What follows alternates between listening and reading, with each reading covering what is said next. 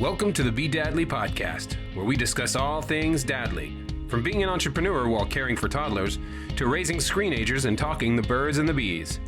We're here to help you traverse the vast and dynamic landscape of fatherhood.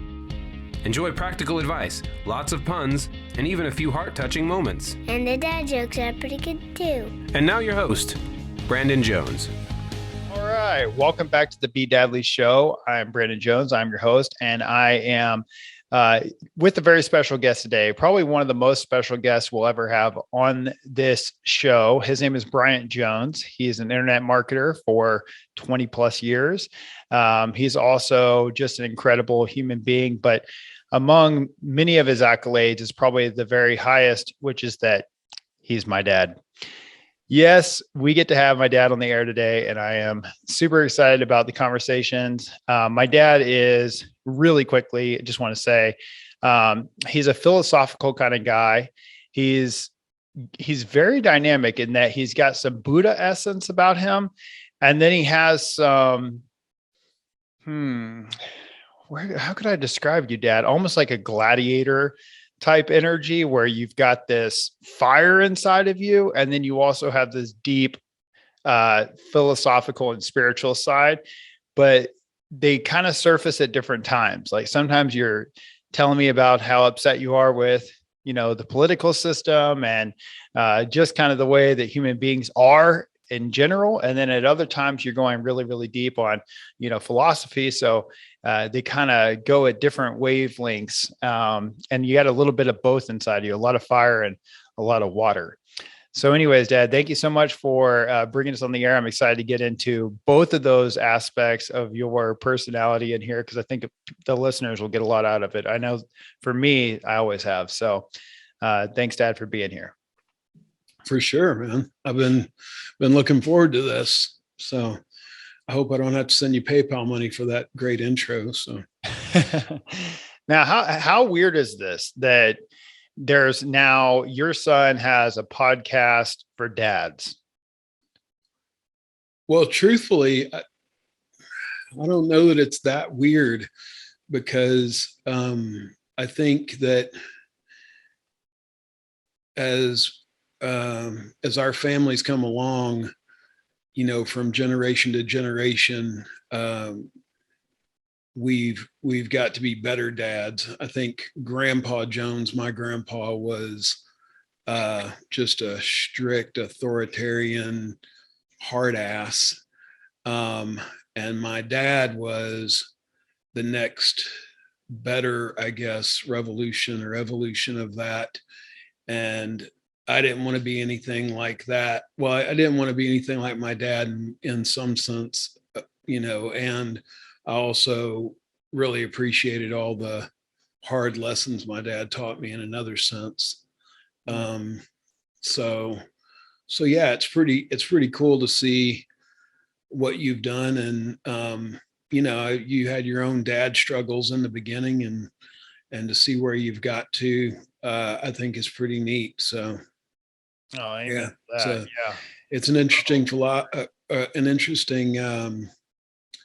dynamic, and it's been prayed about, and lots of consternation and discussions in back rooms about how things are going with my kids and all that. So it's interesting to see where all you guys are at this point. I love that. Well, I really feel fortunate to even be a part of this evolution. And, actually, I will say, I definitely believe in terms of, what's inspired me on this journey is I saw, like you said, I had my own struggles, right? And I also saw a lot of times, I remember when I was younger, seeing you holding yourself back. And I knew a little bit about your story with your dad because you would share with us sometimes. I remember one day you said, hey, and I think you might have said something like, as uncomfortable as this is, or no, you just said, hey, but there, you could feel that there was an awkward energy. And I said, yeah. And you said, I love you. And I was like, I love you too, Dad. Sorry about that. thought I just literally put it on silent. Apparently your alarms can still come on even on silent. That's probably a good thing.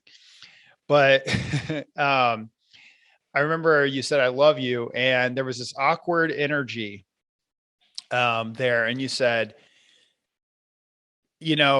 my dad really didn't say that a lot to me. And I just want you to actually know. I don't know that he ever said it to me.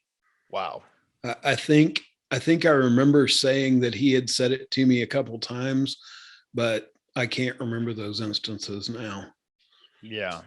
So well, that really stood out to me. I remember when you said that, I thought to myself, like, wow, that's kind of an interesting thing. Now, it's not like you went around saying that a lot to me. You weren't like every day, hey, I love you. I love you. I love you. It wasn't like that. So when you said, no. I love you, it did have a lot of effect. And I do remember when you shared that, it was like, man, that's interesting that was the dynamic. And I'm glad me and my dad don't have that same dynamic. And I really don't want my son and I to have that same dynamic. And then there was another thing that happened. I remember where when I started getting a little bit older, because earlier in my life, like you were basically okay with like, hey, if you don't listen, you're going to get spanked or whatever. You're going to have a consequence essentially. And it hit a threshold. I remember some point when I started to become like an adolescent where I could see you being like, it's not really working or feeling right either. And so I could see you kind of holding yourself back, but also kind of enraged with like, I don't really know, like, where do I go from here now? If I'm not going to spank him, hey dude, just listen. But it was kind of like, where do you go from there?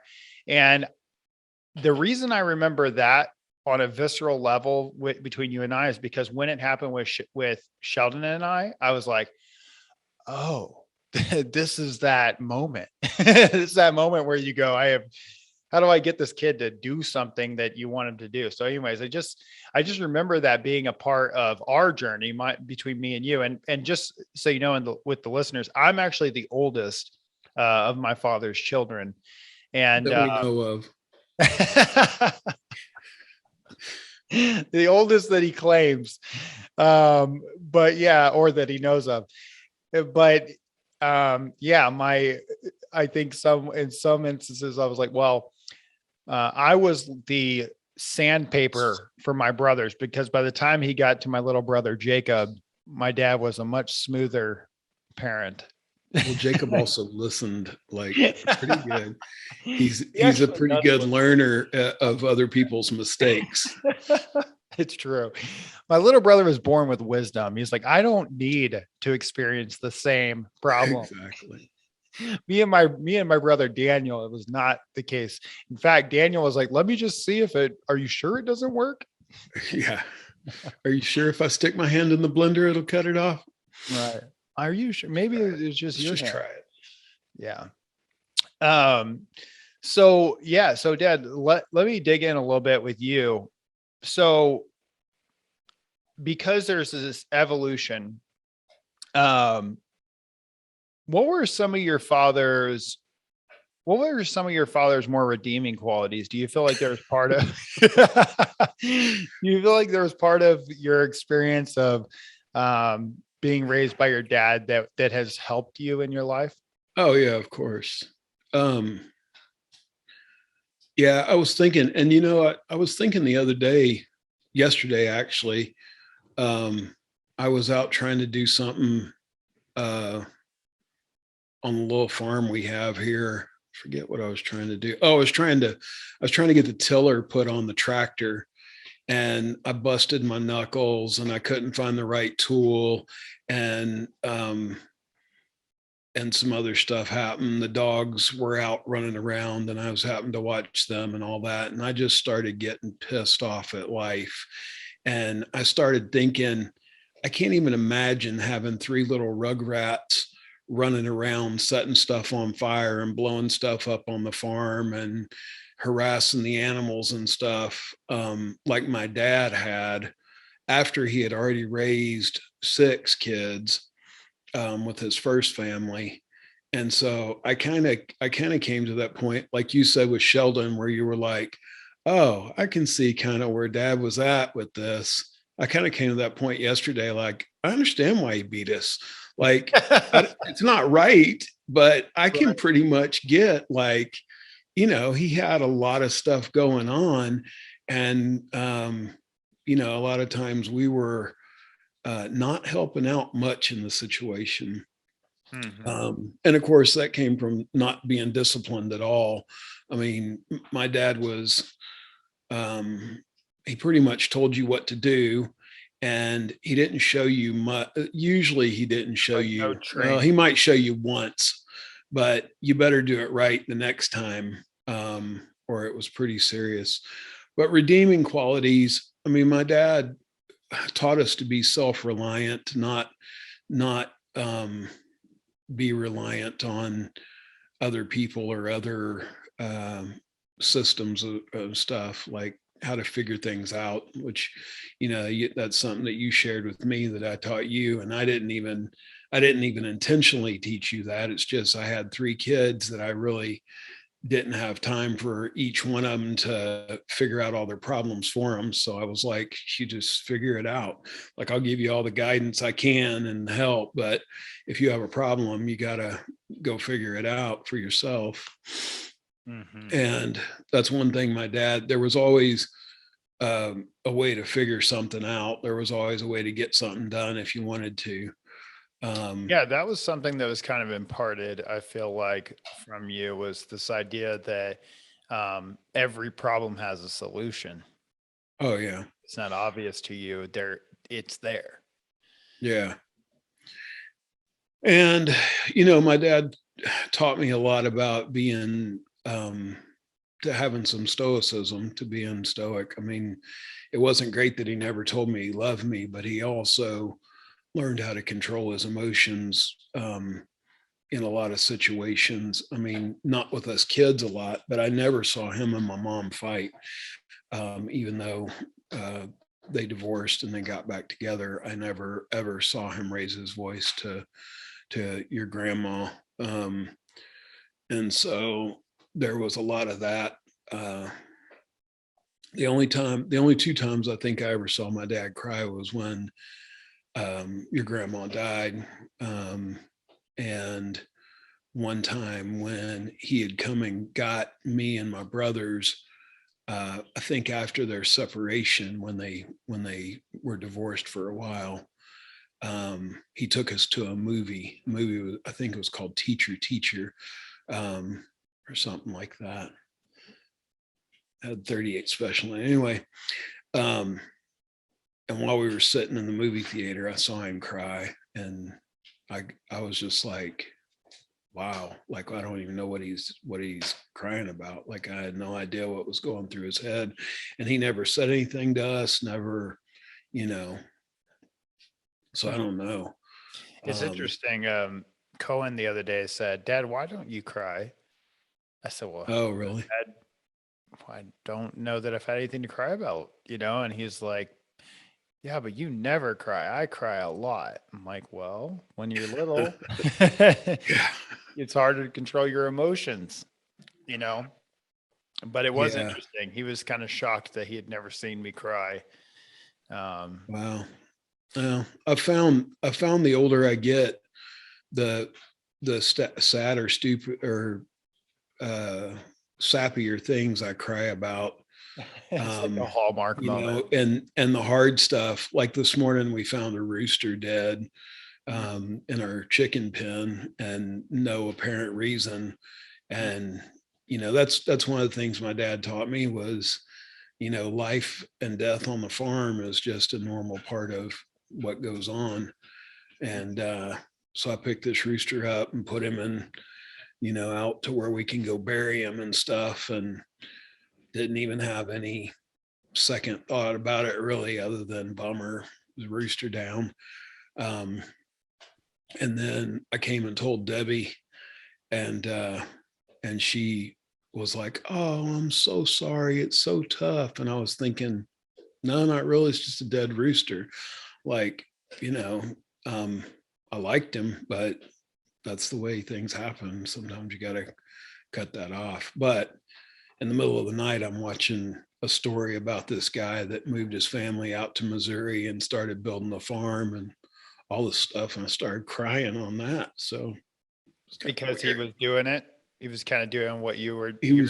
Well, yeah. I mean, his story was about how him and some guys ended up building a construction company, and now they're like mentoring their boys and all this stuff. It was pretty crazy. Mm.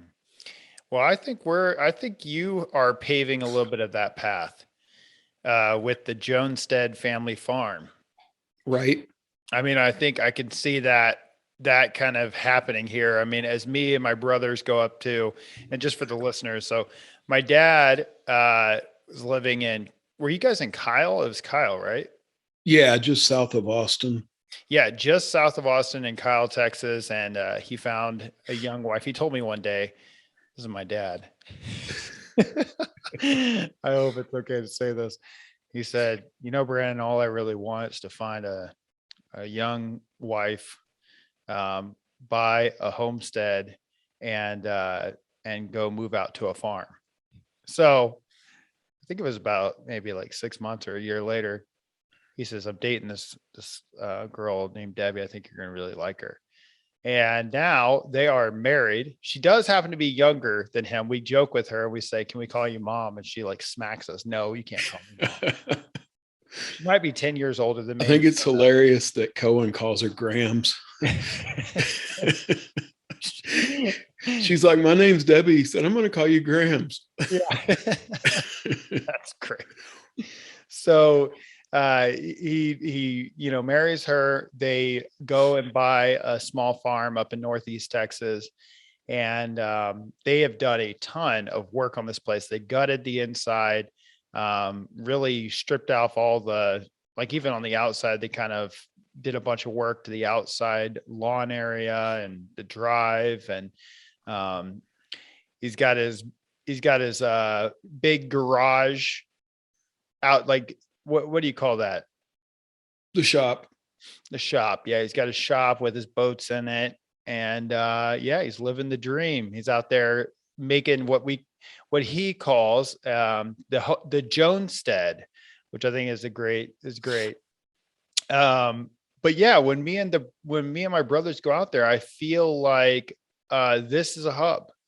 And what's interesting about that is, like, I don't know that we've ever necessarily had a place that felt like this, that it is like the hub. Like it's kind of like that. If shit hits the fan, where are you going to go kind of thing. And it's like, well, we're going to go to the farm. Obviously. That's where everybody would head. So that's super cool. Will you tell us, first of all, I just want to say, have you made the connection that you are kind of becoming your father? Not in a, oh yeah. Just because I remember we lived with Grandpa on his farm, and now you have the chickens. You have a cow yet?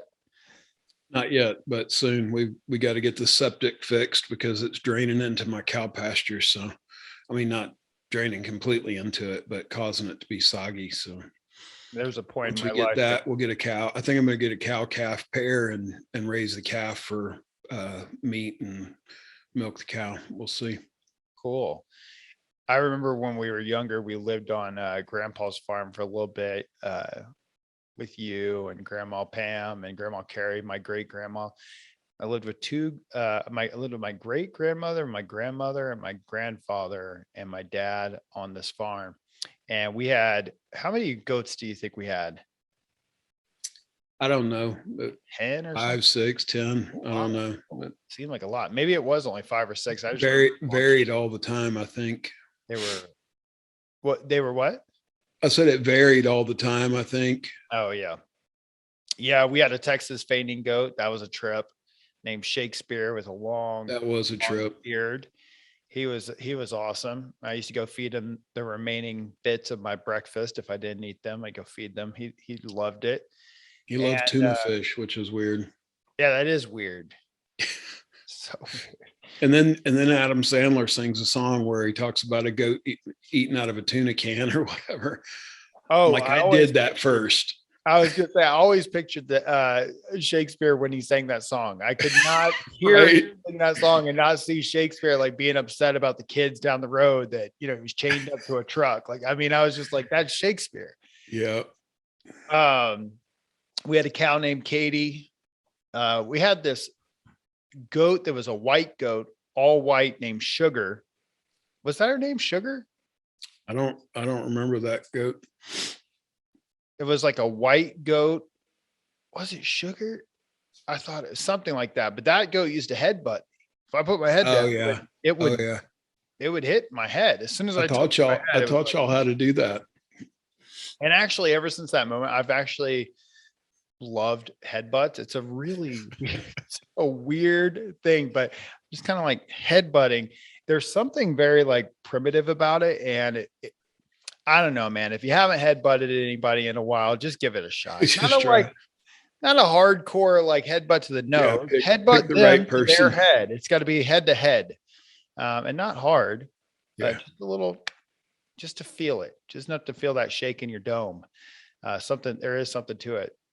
So you're recreating the farm out there, your dad's farm in a way where you're out there, but tell us a little bit about what you guys are doing lately, because I've seen some pictures.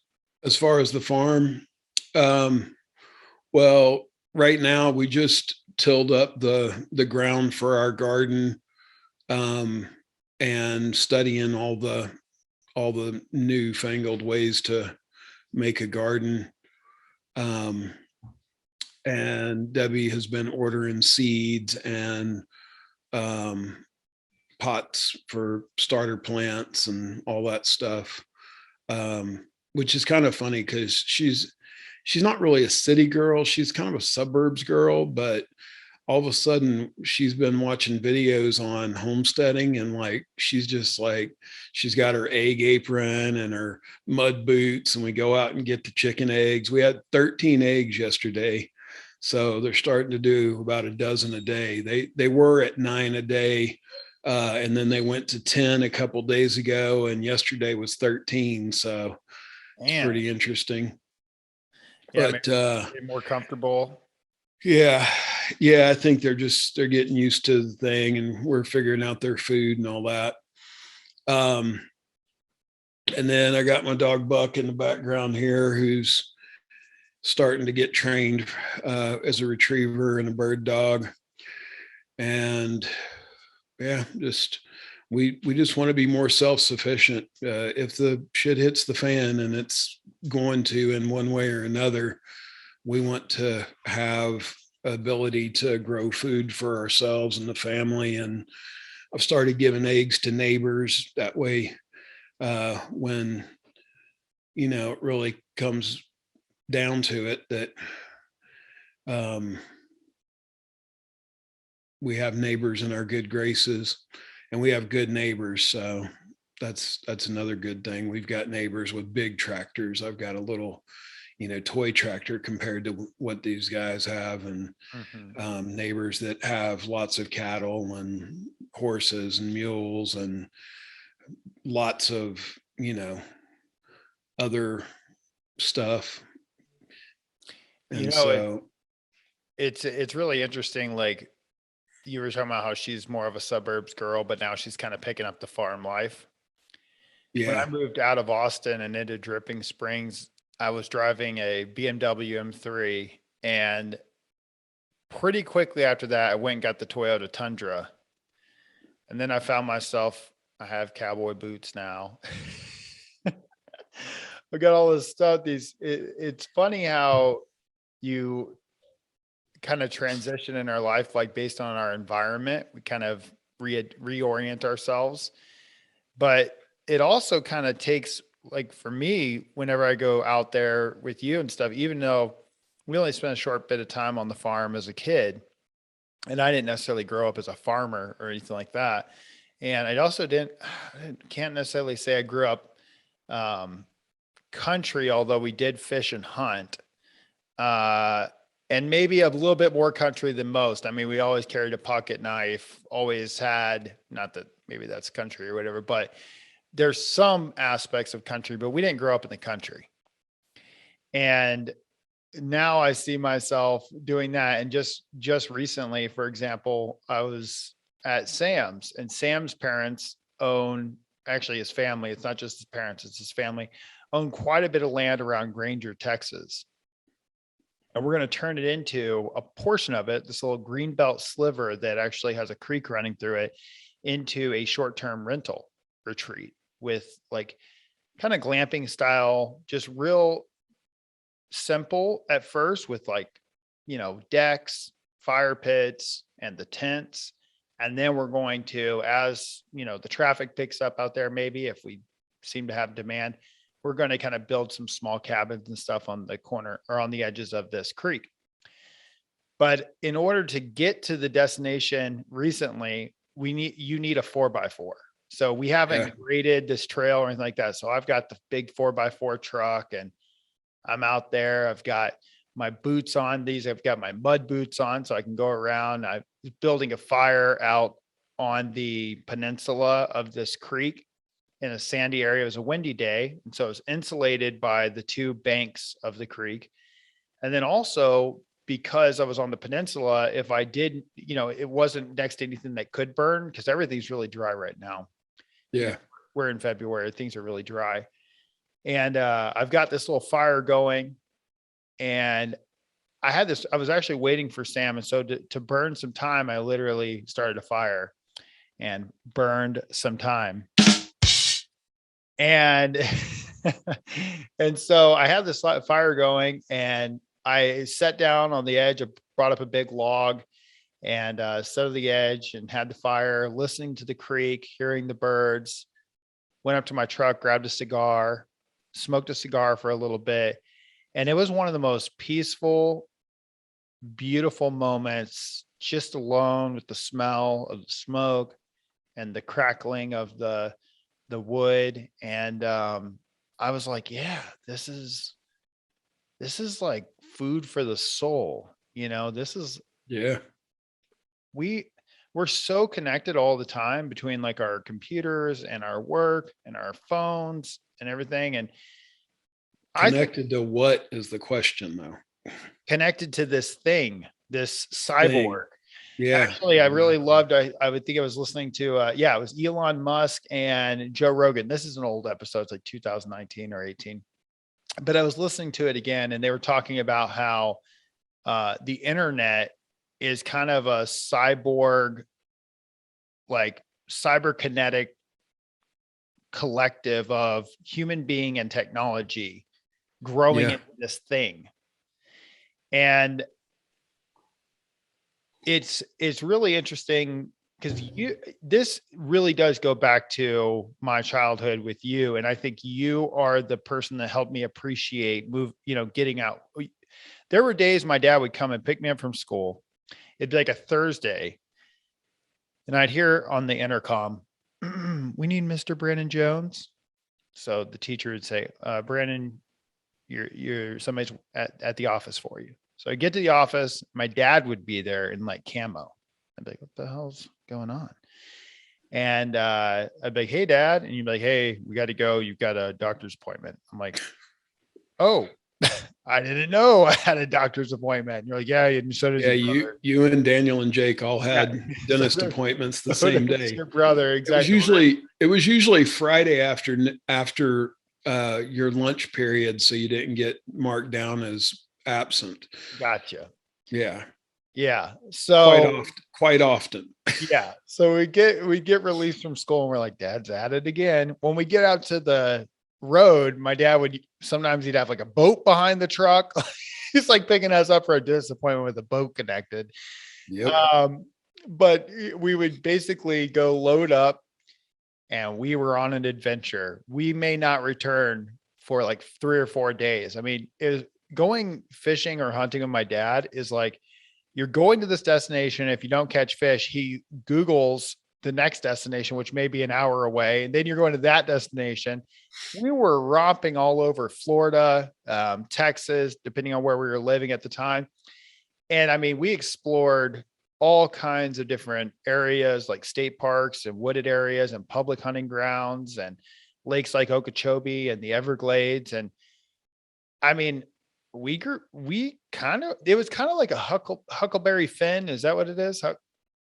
Like kind of no, is it Tom Sawyer? Who's the one that kind of goes out just On adventures? I Yeah. guess Tom Sawyer. I don't think I ever read the book actually, but yeah. I didn't read it either, but I always hear people use the analogy. So trying to throw that one out. So here's an interesting thing going through all the coaching and personal development work and all that stuff that I've done over the years is I realized that, I grew up part of my life in Houston and Tulsa in town, in, really urban environments.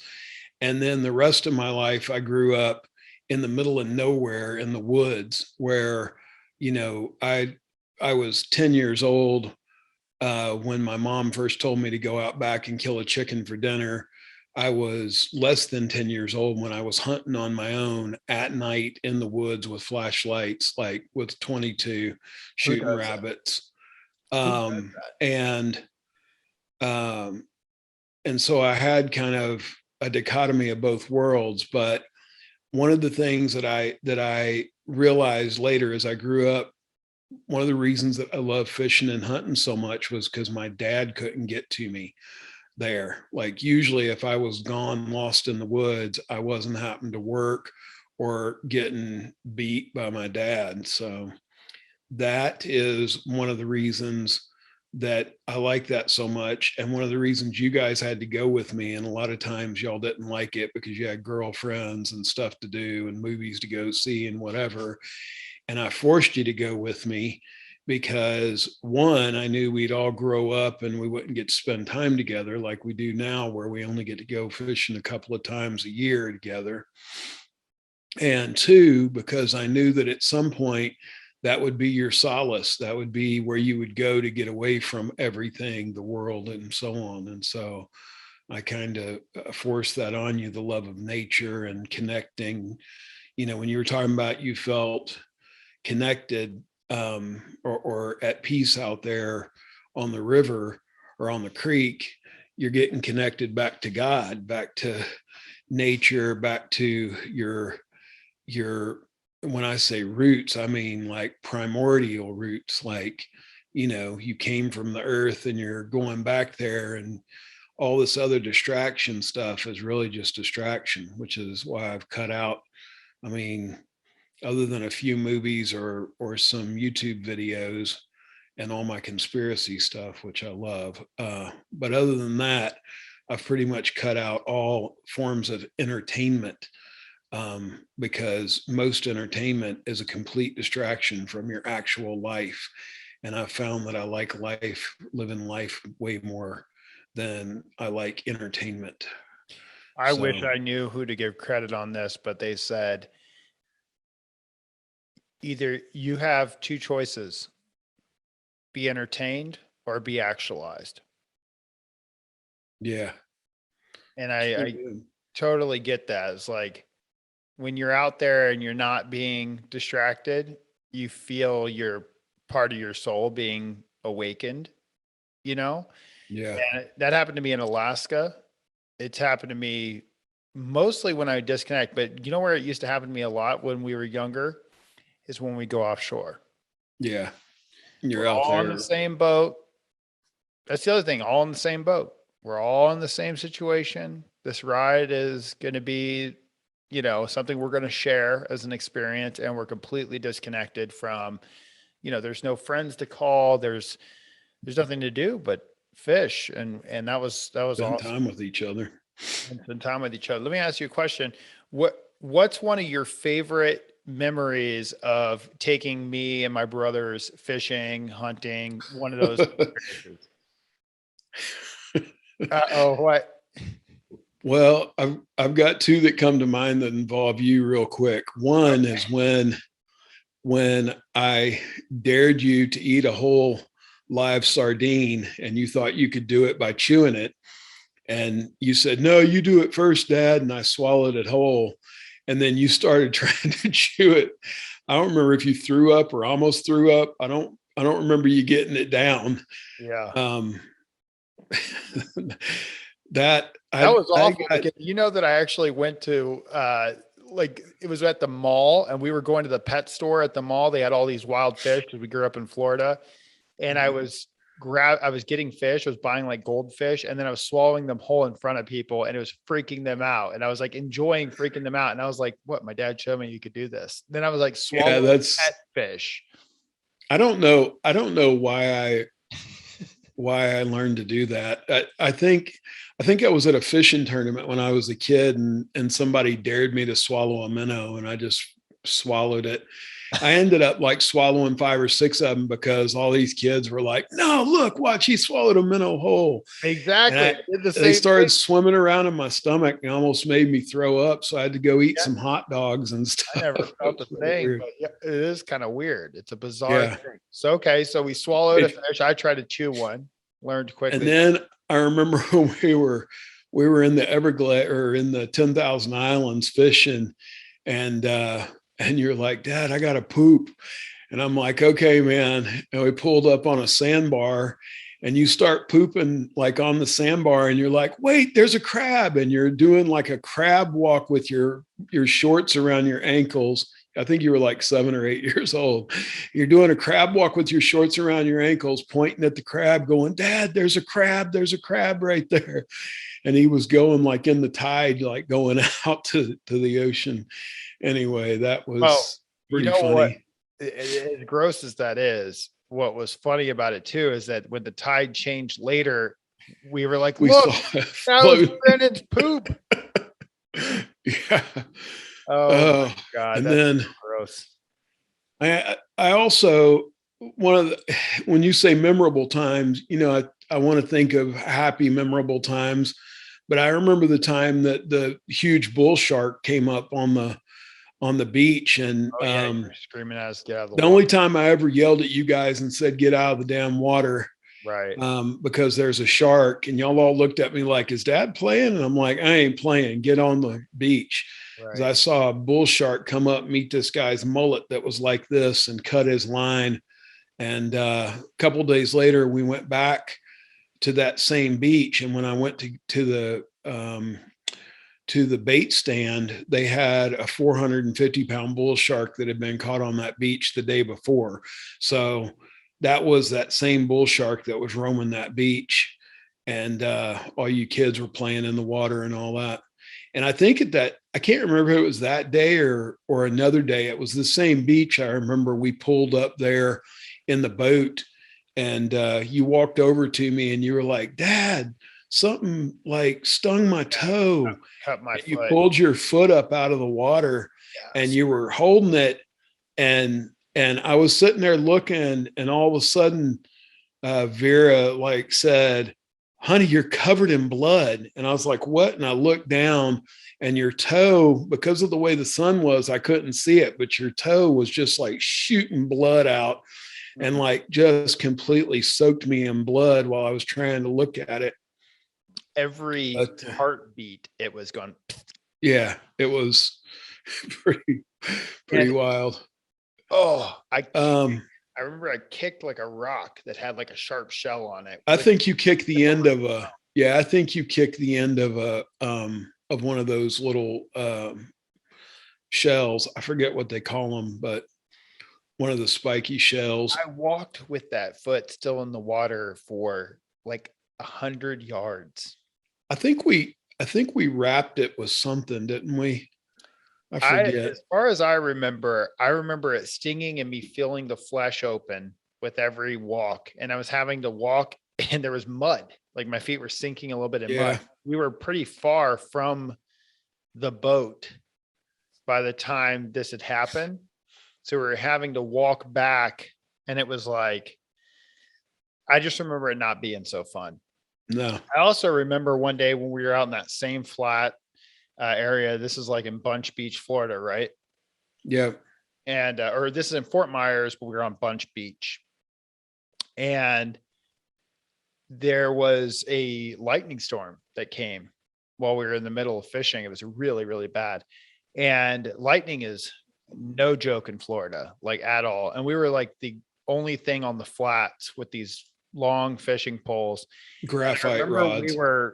We were if you want to see flat. something funny, go look up pictures of graphite rods getting hit by lightning.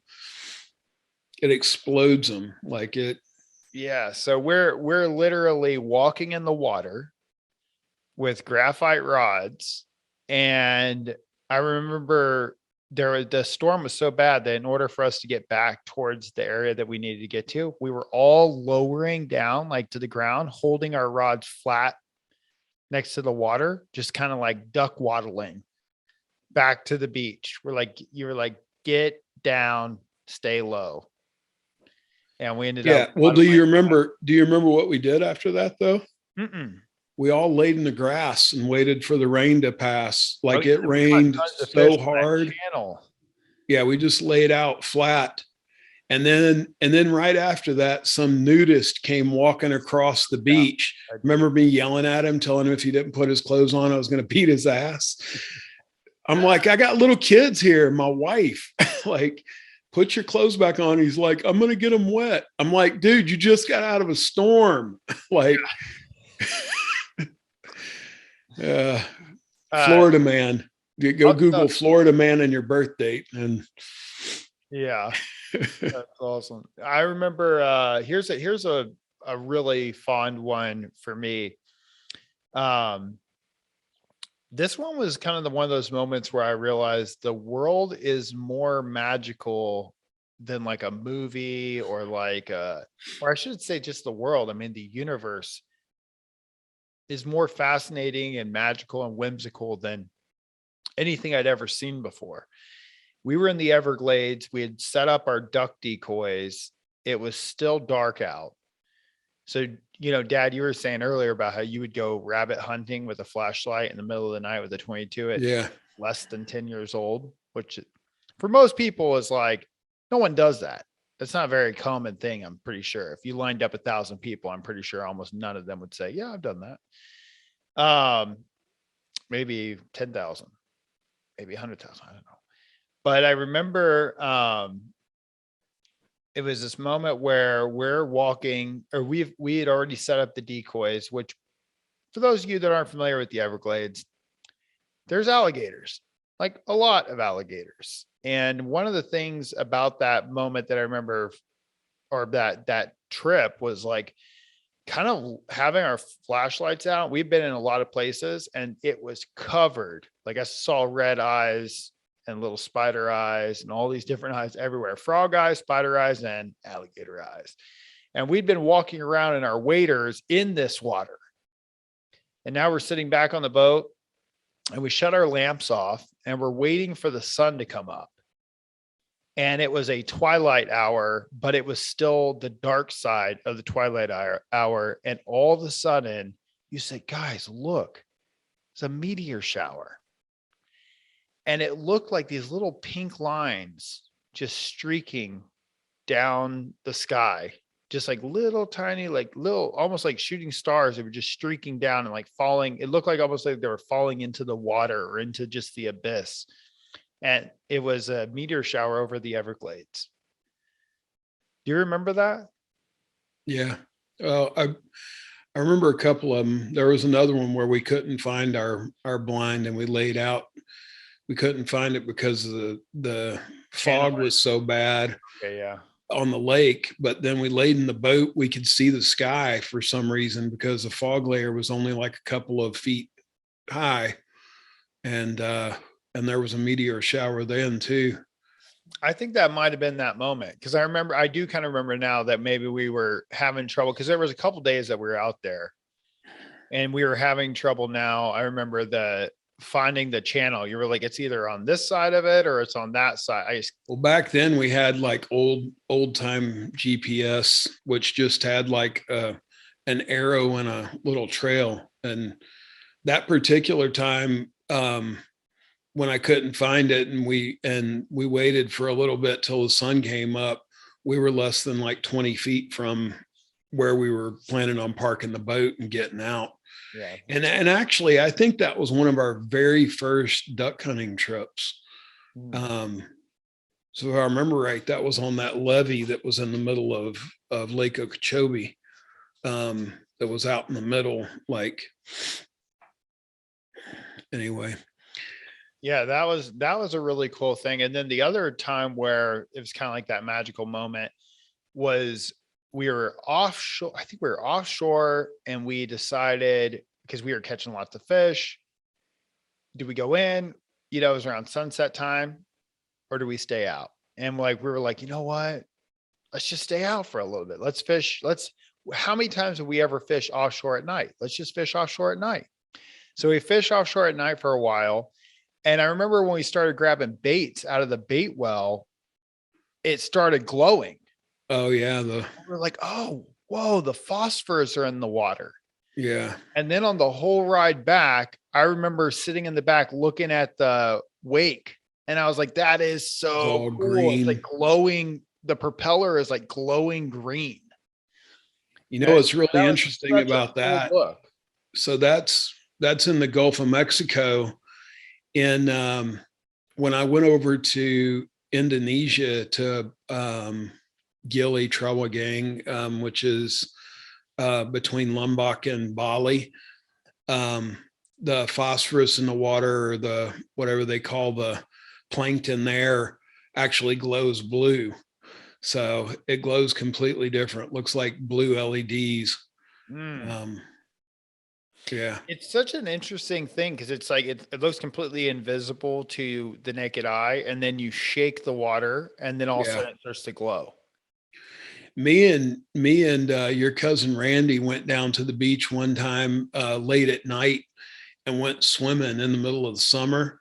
And we're out there splashing, and the water was just glowing green everywhere. And then all of a sudden we started seeing like streaks going by us in the water. I was like, okay, time to get out of the water, because we were out there in the Gulf, like, just swimming around, and we may or may not have been somewhat drunk. But when we started seeing big like fish swim by us and the whole thing would wake green, I was like, it's time to get out. Time to go. I can't see what's going on here. That's awesome. Well, it's been a magical magical path with you, Dad, that's for sure. And a lot of cool introspection, a lot about nature and returning to our roots and everything. I'm curious, there was a major transition for you and me and even all of us, I feel like, that happened. You've had these transitions in your life that I can remember.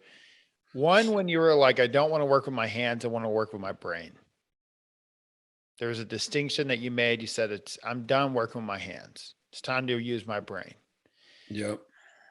And you went from construction working to entrepreneurship, internet marketing, that kind of thing. Even before internet marketing was like a thing. I remember you said, oh, we do search engine optimization. People are like, what the hell is a search engine? Yeah.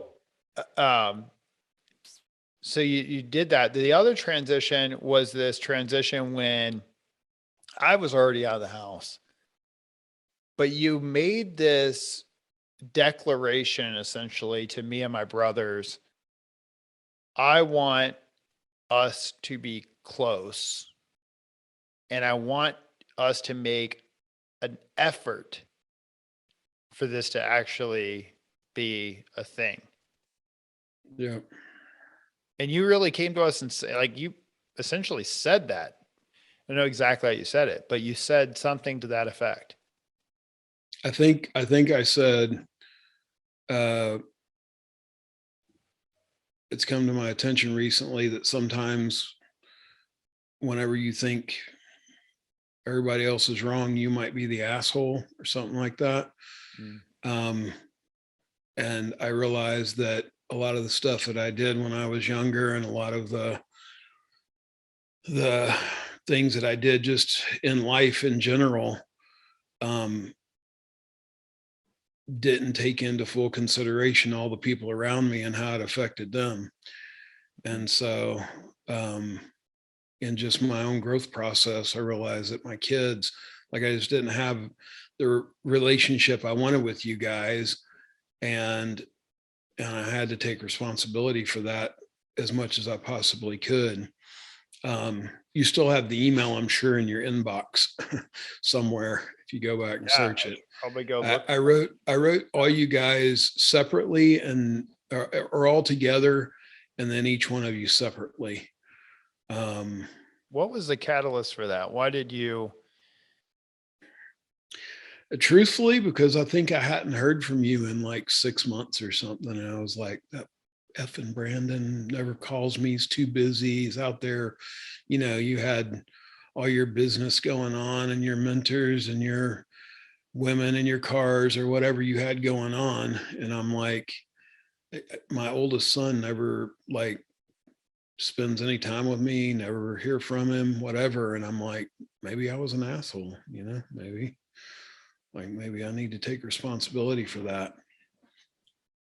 So Well, it made an impact. I mean, I feel like it even made me, Daniel, and Jacob get closer.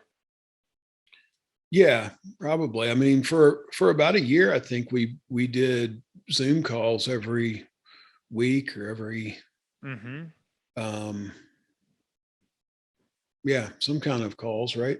Zoom calls or something for a while. Yeah, I think it's really powerful. So, and if we did that you did that with us as adults, you know, and I feel like there's something to that where it's like, that was less than 10 years ago, because it was when I was living in Pensacola. Yeah. Part of me is, you know, it's kind of like it's never too late to say you're sorry. It still has an effect, you know? It's never too late to say, hey, I want to have a better relationship with you, or I want to, you know, be closer to you. I feel like your effort for doing that definitely had an impact. Actually, I don't feel like it. I know that it had an impact on all of our family. And it really does go to show you, I feel like, how the father, you know, the father and the mother are at the roots for us children, you know, and at some point that your father and your mother were at the roots for you guys, but there's like, we're all tethered together and we could fray more easily based on your involvement in our life. Even us brothers could fray.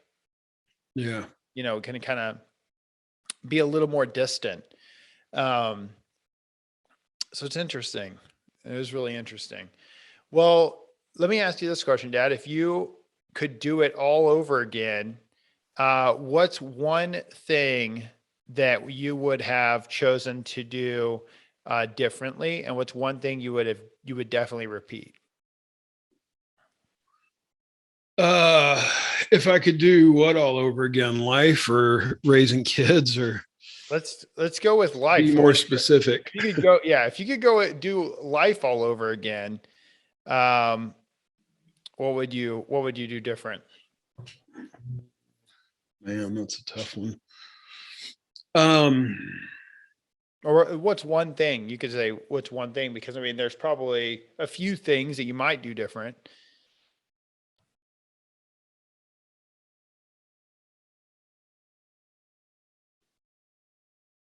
I mean, I don't know every single thing. I think one of your podcasts, the guy was talking about your failures or your successes or somebody else's successes.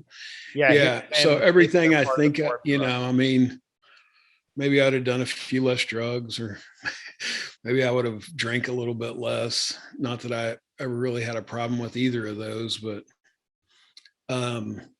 if I could do something different, I don't know. At the time I made the decisions, I think they were the best decisions I could have made. So I mean, I would say I would have got more educated, but I don't want to be educated in the system that's educating the idiots that we're turning out today. But not indoctrinated. Yeah, exactly. And you know, I married some women that probably weren't the best choice, but they ended up giving me kids that are great, and they ended up helping me shape who I am today and finding the real love of my life, you know. If there was a new dad out there, let me ask you this question. If there was a new dad, there's better. let's let's bring it in. We'll bring in the focus in a little bit. If there was a new dad out there, what would you tell this father, having raised now multiple kids and being a part of other kids' lives as well? Sometimes we had a blended family. And what would you tell a new father today in terms of giving him just a little bit of advice?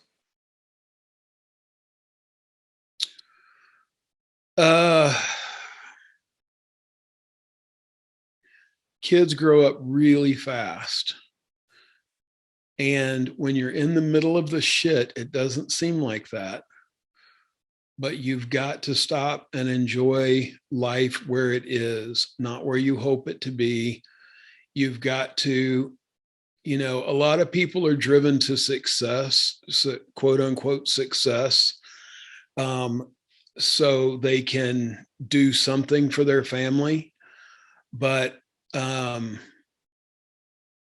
most of that success that they're chasing actually pushes them away from the very thing that they want to accomplish. So, my dad's main goal in life, because he was born during the Depression, he used to always say, "I'm putting food on the table for you kids."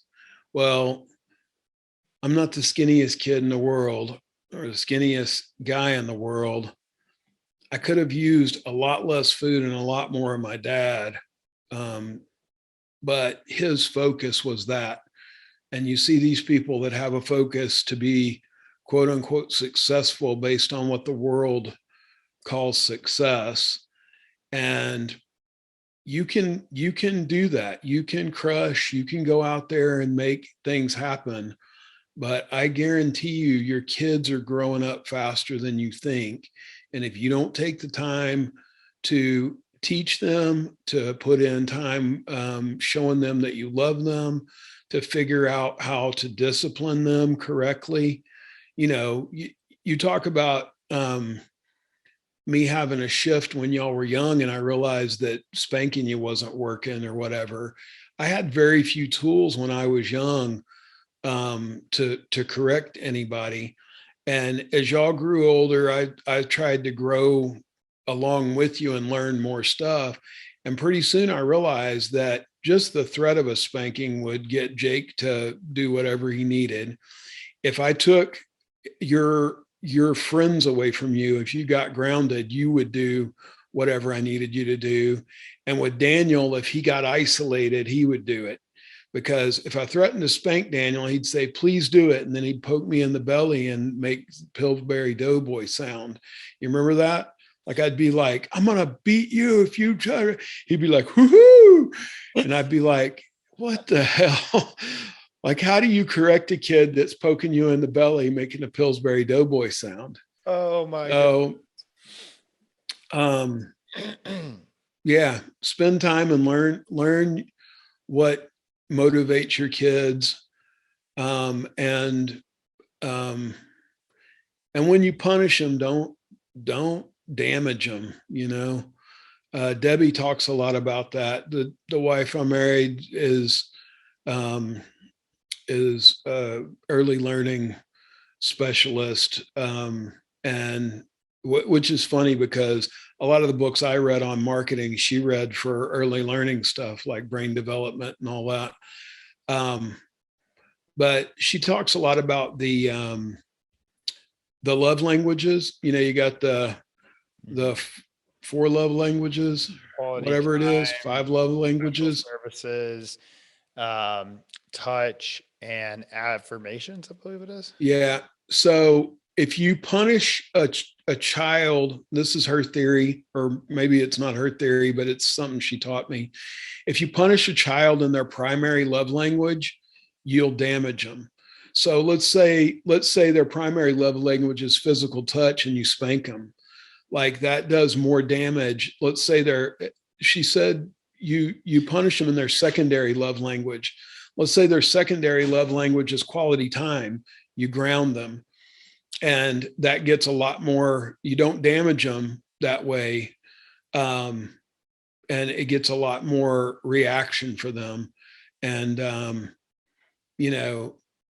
that just talking about you kids and how like y'all's different love languages and different things with her, or me guessing y'all's love languages, because I don't know exactly because we've never really discussed it. But I'm pretty sure that Daniel's like is quality time. And when I would punish him by sending him to his room, it made him feel like an outcast, and did damage. That happens also a lot to middle children. Yeah, well, there's a whole different theory on that too. Like, and one of the things, just the other thing that I'll put in here, is talk to God about your children, because they came from him, they're going back to him, and figure out how he wants you to deal with them. Because one of the things I've started realizing lately is all this quest that we have for knowledge, and more knowledge, earthly things, money, fame, entertainment, all of it is a draw away from God and from hearing your inner spirit. And I mean, and if you're interested, anybody listening to this, look into that deeper, as to the whole world is set up as a distraction from you connecting with where you came from. And so one of the things I've started trying to do lately is, instead of learning more, spending more time just observing. And I think I would have done a lot better as a father if I would have done that. Instead of trying to force stuff, I would have spent time observing and seeing what actually needed to be addressed or not addressed. And some things you think you need to address will work themselves out, and some things that you let go will become a problem. But again, it's all part of the process. Never stop learning, never stop, trying to make amends if you've damaged your kids, or if you're having a rough time, keep going back and trying to figure it out. Yeah. Thank you, Dad. That's all such gold right there. And it's interesting. It was making me think about, just at the end there, where you're talking about making amends and a repair. You coming back and making amends and making a repair, even years later, for our adolescence or for any of those things, and saying, hey, I'd like to build a better relationship.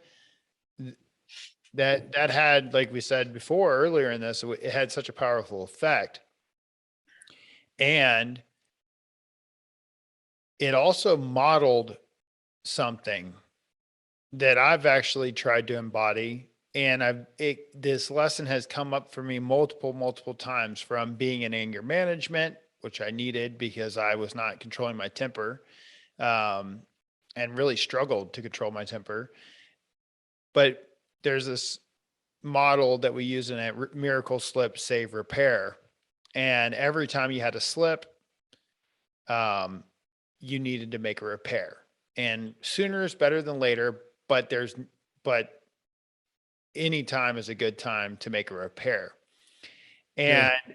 I remember in that program, when I kept having to go to Sheldon, for example, or my partner at the time, and I kept having to go there and say, gosh, I got to make a repair with you. Look, I didn't handle that correctly. Can I get a do-over? Or if I could have done it over, this is what I would have done. I'm really sorry. I'm going to work on that thing. Every time I did it, and I remember in the program, the first couple of weeks, I was having to do it like a couple times a day. And then it was a couple times a week. And then it was like maybe once or twice a month. And now recently, I don't have a outburst or a moment like that, it may happen every few months. And then when that happens, I'm always like, what was it that caused me to, which is one of the reasons I quit drinking, for example. My neurotransmitters would get messed up. And then 2 to 3 days later, I felt normal, but I would have outbursts. And I'm like, where's all this anger coming from? Well, it was my brain still processing, or my liver or whatever, still processing all those toxins. Now I'm having these outbursts. And so the repair thing is super, super valuable to all relationships. The willingness to come to somebody and say, hey, didn't handle that as well as I'd like to. I'd like to make a repair with you, and I'm going to work on that. Yeah. That is a really powerful tool. Just kind of facing it and owning it. Well, a lot of times pride is what keeps us from going to someone and saying anything that'll be useful in a situation like that. I mean, you get this pride in you that, oh, they did me wrong, or they shouldn't have, or whatever, or you feel ashamed for doing something and acting a certain way.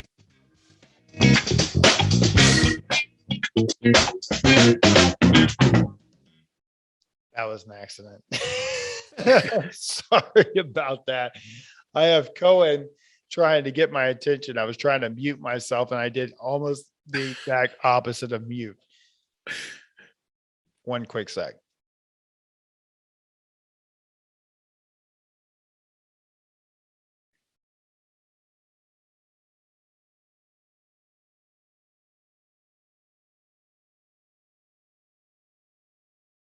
If you'd like to get the peanut butter out of the cabinet, you must open the door. If you don't, you will not be able to get the peanut butter. Are you lip reading me? Yes. Bad lip reading. So you remember we used to pause movies or turn them on mute. Yeah, and we would make up our own lines to them. My favorite with you doing that was when we would go to the aquariums and you would speak like the fish. You would give the fish personalities and voice, and like little, creatures like, hey, Fred, what are you eating over there? Oh, is that a rock? Oh, cool. It's just hilarious. There's one other thing too I wanted to share that I've been talking about this a lot lately, is this reactive versus creative. Same letters, different outcome. And you were saying, basically, you kind of wish you had been a little bit more curious, or stayed in a more curious state. Observed more. Observant. Yeah. Observant as opposed to just kind of maybe reactive. Yeah. And it reminds me of this experience that I had with Sheldon. Have I ever I told you about the cherry pie, right? About me buying him a cherry pie when he did wrong. About what? He got in trouble and I bought him a cherry pie. Oh, no. So I can't say that I was necessarily being super observant, but I was being creative as opposed to reactive. I was literally trying to figure out, how could I get my son to change his behavior? And I had exhausted the list. He had already been grounded. He had already had his games taken away. He had already been, I don't think at that time I was spanking, but he had already, been yelled at. Consequences were, I had nothing left. Literally, the kid's in trouble, but he's going back to school, and now he gets in trouble again this day. So I had this thought, what if I did the opposite? What would happen if I just did the exact opposite of any of that? And instead of punishing him or giving him this consequence, I went and bought him a cherry pie, which happens to be his favorite. Now, there was a part of me there's a little reverse psychology here. What will happen, here? What could be the case? I mean, literally tried everything else. What could be the harm in at least trying this? Right. Right. So I go to the bakery, I buy this. I think I just bought a big slice of cherry pie. And I go to pick him up from his school because his teachers had said, his principal had said, your son is not having a good day. He needs to go home early. It was pretty bad that day. So I went to pick him up. And when he got in the car, when I got into the school, I was like really like nice and bubbly, which is not normal. I would normally be like, dude, I have the scowl on my face. Like, here we are again. You know better than this. Can't believe you would do this, that kind of thing. But I get in there and I'm like, hi, ladies. And they're like, hi, Brandon. I'm like, so sorry. And they're like, oh, we'll try again tomorrow. I'm like, yeah, thank you so much. All right, y'all. See you later. Hey, son, let's go, bud. And he's like looking at me like, what are you smoking? Like why is my dad happy? And we get out to the car and I'm just keeping this like warmth about me. We get in the car and he goes to move the cherry pie and he notices it. And I go, oh, that's for you. And he like has this extraordinarily puzzled look on his face. Like he thinks I'm going to like, what are you talking about? Does it taste like almonds? And I said, yeah. Is it poisonous? So I said, yeah, that's for you. And he goes, why? And I said, because I love you and I want you to have cherry pie. And he goes, yeah, I just got in trouble, Dad. And I was like, what's that have to do with cherry pie? He's like, I don't know. I shouldn't have cherry pie if I just got in trouble at school. I didn't have a very good day. And I was like, no, that's true. And so you're saying you can't have cherry pie? And he's like, now he's got to decide whether he can have cherry pie. Right. Which was great because instead of me. Yeah, because now he's doling out his own punishment. Exactly. He's like, can I have cherry pie? I don't know. I'm kind of thinking no. And so I said, yeah. So can you have cherry pie? He's like, I don't think so. And I said, really? And he said, I don't know, Dad. It just feels weird. And then he's like, he was holding it. I remember him like being like, I just want to get it out of my hands. So he goes and puts it in the floorboard. He's just like, I just want to get it out of my hands. And then he was like, shakes it off. And I'm like, what's all that about? And he's like, I don't know. I just don't even want to hold that. And I was like, that is so interesting. So what's going on, dude? What's the deal? What's the deal with the cherry pie? He goes, Dad, it feels like you're rewarding me. And I said, oh, okay. And why would that not be good? And he's like, I was not good at all. And I said, uh-huh. And he goes, I said, what happened? And then he starts telling me what happened. He's like, well, I did this, I did that, I did this. Now I want to contrast this for a second, that what happened like the days before. I said, hey, what happened at school today? And he said, oh, so-and-so was messing with them. And then Johnny over there was doing this. And then I got blamed for it. Right. Yeah. And I'm like, so now all of a sudden, instead of him giving me the story and the roundabout and him not taking any ownership, he's literally telling me I was like a jerk to the teacher. And he's like fessing up. Yeah. He's all of a sudden like telling me all this stuff that he would have never admitted before. I was like, well, on the referral, it says you did this, but he's like, no, I didn't do that. I never, I don't know. It says that. Why would it say that? That kind of thing. But now all of a sudden he's like, I did this, I did that. And I don't know, Dad, after all that, I just don't think I deserve cherry pie. So I was like, well, it's yours. And when you're ready for it, I guess you can have it. I guess when your punishment is over. And so then I said, well, what are you going to do about it? And he goes, I think I'm going to write the teacher an apology letter. I said, oh, cool. And he said, I said, and what else? He goes, I'm definitely not going to do that tomorrow. Oh, that sounds good. And he's like, yeah. And I was like, okay, cool. And then we went on about our evening. Everything was kind of normal. And then later after dinner, he came to me and goes, Dad, can I have that cherry pie? I was like, yes, you can have the cherry pie. I told you it was yours. I wasn't tricking you. It's your cherry pie. And the next day he did better. That's wild.